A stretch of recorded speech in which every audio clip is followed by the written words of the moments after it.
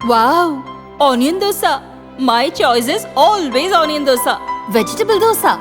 It's my choice. Podi dosa. My choice is podi dosa. Wow! Masala dosa. It's always my choice. Dosa வகைகளில் ஒவ்வொருவருக்கும் ஒவ்வொரு choice இருக்கலாம். ஆனால் எல்லா வகை தோசைகளுக்கும் ஒரே சாய்ஸ் இதயம். இந்தியா சுதந்திரம் பெற்றதிலிருந்து 18 லோக்சபா தேர்தல் நடந்துள்ளன. இதில் காங்கிரஸ் 7 முறையும் பாரதிய ஜனதா 2 முறையும் தனி பெரும்பான்மையுடன் ஆட்சி அமைத்தன.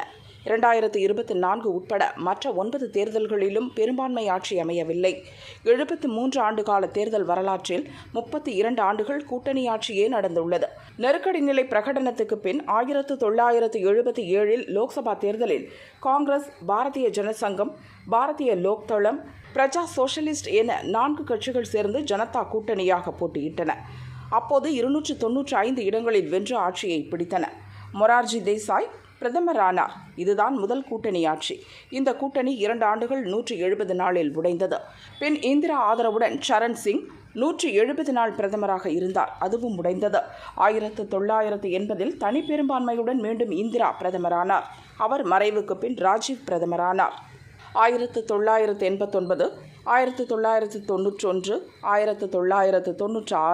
1998, 1999, 2004, 2009 என தொடர்ந்து 7 முறை கூட்டணி ஆட்சிதான். 2014 பிரதமர் மோடி 282 இடங்கள் பெற்று தனி பெரும்பான்மையுடன் பிரதமராக பதவியேற்றார். 2019 303 இடங்கள் பெற்று 2வது முறையும் பதவியேற்றார்.